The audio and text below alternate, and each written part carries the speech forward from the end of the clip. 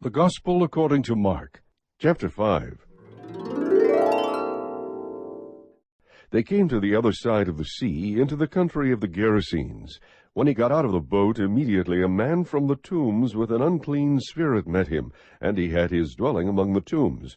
And no one was able to bind him any more, even with a chain, because he had often been bound with shackles and chains, and the chains had been torn apart by him, and the shackles broken in pieces, and no one was strong enough to subdue him. Constantly, night and day, he was screaming among the tombs and in the mountains, and gashing himself with stones.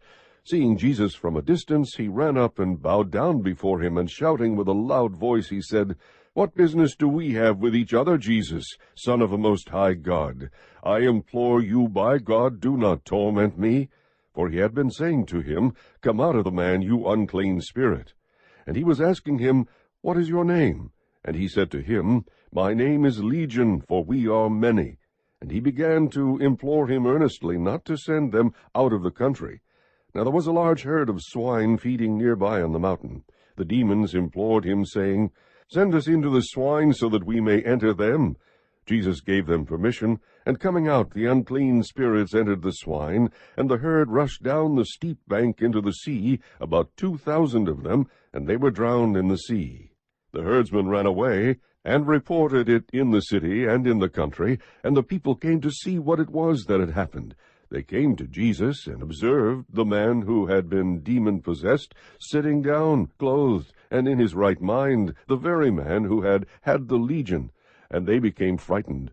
Those who had seen it described to them how it had happened to the demon-possessed man, and all about the swine, and they began to implore him to leave their region. As he was getting into the boat, the man who had been demon-possessed was imploring him that he might accompany him. And he did not let him, but he said to him, "Go home to your people, and report to them what great things the Lord has done for you, and how he had mercy on you." And he went away and began to proclaim in Decapolis what great things Jesus had done for him, and every one was amazed. When Jesus had crossed over again in the boat to the other side, a large crowd gathered around him, and so he stayed by the seashore. One of the synagogue officials, named Jairus, came up, and on seeing him, fell at his feet, and implored him earnestly, saying, "My little daughter is at the point of death. Please come and lay your hands on her, so that she will get well and live." And he went off with him, and a large crowd was following him and pressing in on him. A woman who had a hemorrhage for 12 years, and had endured much at the hands of many physicians, and had spent all that she had, and was not helped at all, but rather had grown worse, after hearing about Jesus, she came up in the crowd behind him and touched his cloak. For she thought, "If I just touch his garments, I will get well." Immediately the flow of her blood was dried up, and she felt in her body that she was healed of her affliction. Immediately Jesus, perceiving in himself that the power proceeding from him had gone forth, turned around in the crowd and said, "Who touched my garments?" And his disciples said to him, "You see the crowd pressing in on you, and you say, 'Who touched me?'" And he looked around to see the woman who had done this. But the woman, fearing and trembling, aware of what had happened to her, came and fell down before him and told him the whole truth. And he said to her, "Daughter, your faith has made you well. Go in peace, and be healed of your affliction." While he was still speaking, they came from the house of the synagogue official, saying, "Your daughter has died. Why trouble the teacher any more?"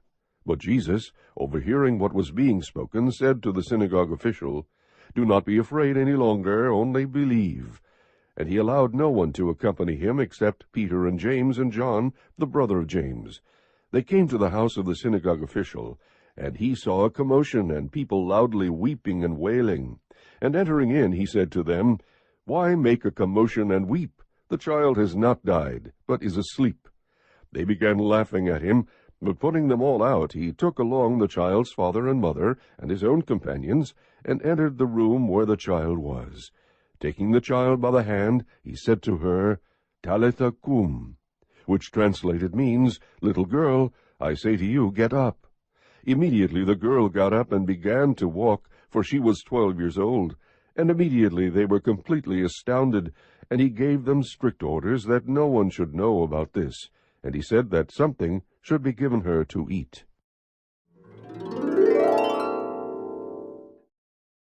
Chapter 6. Jesus went out from there and came into his hometown, and his disciples followed him. When the Sabbath came, he began to teach in the synagogue, and the many listeners were astonished, saying, "Where did this man get these things, and what is this wisdom given to him, and such miracles as these performed by his hands? Is not this the carpenter, the son of Mary, and brother of James and Joses and Judas and Simon? Are not his sisters here with us?" And they took offense at him. Jesus said to them, "A prophet is not without honor, except in his hometown and among his own relatives and in his own household." And he could do no miracle there, except that he laid his hands on a few sick people and healed them. And he wondered at their unbelief. And he was going around the villages teaching. And he summoned the 12 and began to send them out in pairs, and gave them authority over the unclean spirits. And he instructed them that they should take nothing for their journey except a mere staff, no bread, no bag, no money in their belt, but to wear sandals, and he added, "Do not put on 2 tunics." And he said to them, "Wherever you enter a house, stay there until you leave town. Any place that does not receive you or listen to you, as you go out from there, shake the dust off the soles of your feet for a testimony against them." They went out and preached that men should repent. And they were casting out many demons, and were anointing with oil many sick people, and healing them. And King Herod heard of it, for his name had become well known. And people were saying, "John the Baptist has risen from the dead, and that is why these miraculous powers are at work in him." But others were saying, "He is Elijah." And others were saying, "He is a prophet, like one of the prophets of old." But when Herod heard of it, he kept saying, "John, whom I beheaded, has risen."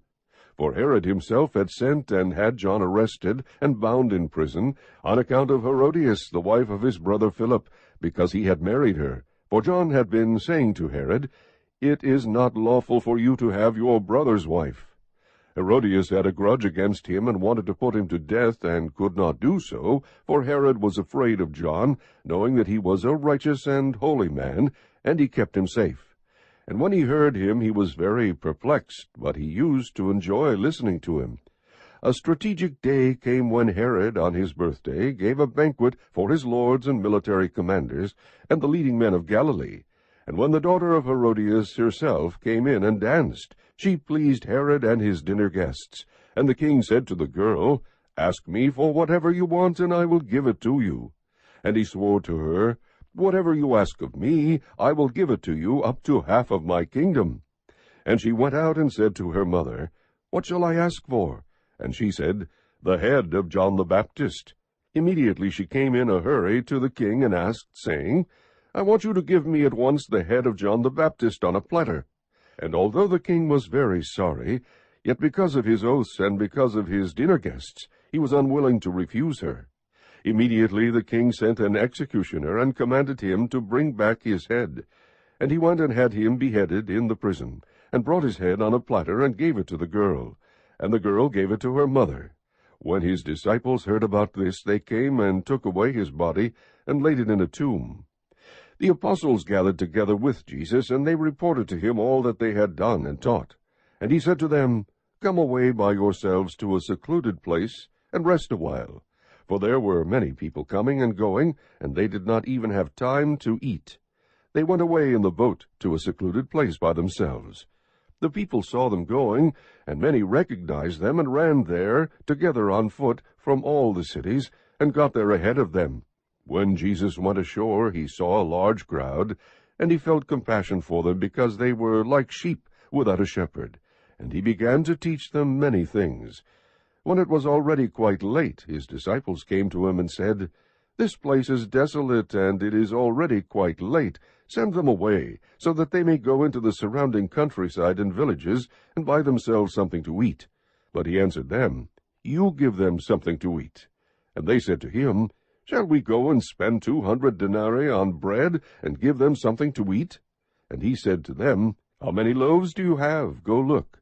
And when they found out, they said, 5 and 2 fish. And he commanded them all to sit down by groups on the green grass. They sat down in groups of hundreds and of 50s, And he took the 5 loaves and the 2 fish, and looking up toward heaven, he blessed the food, and broke the loaves, and he kept giving them to the disciples to set before them. And he divided up the 2 fish among them all. They all ate and were satisfied, and they picked up 12 full baskets of the broken pieces, and also of the fish. There were 5,000 men who ate the loaves. Immediately Jesus made his disciples get into the boat and go ahead of him to the other side of Bethsaida, while he himself was sending the crowd away. After bidding them farewell, he left for the mountain to pray. When it was evening, the boat was in the middle of the sea, and he was alone on the land. Seeing them straining at the oars, for the wind was against them, at about the 4th watch of the night he came to them, walking on the sea, and he intended to pass by them. But when they saw him walking on the sea, they supposed that it was a ghost, and cried out, for they all saw him and were terrified. But immediately he spoke with them, and said to them, "Take courage, it is I, do not be afraid." Then he got into the boat with them, and the wind stopped, and they were utterly astonished, for they had not gained any insight from the incident of the loaves, but their heart was hardened. When they had crossed over, they came to land at Gennesaret, and moored to the shore. When they got out of the boat, immediately the people recognized him, and ran about that whole country, and began to carry here and there on their pallets those who were sick to the place they heard he was. Wherever he entered villages or cities or countryside, they were laying the sick in the marketplaces, and imploring him that they might just touch the fringe of his cloak, and as many as touched it were being cured.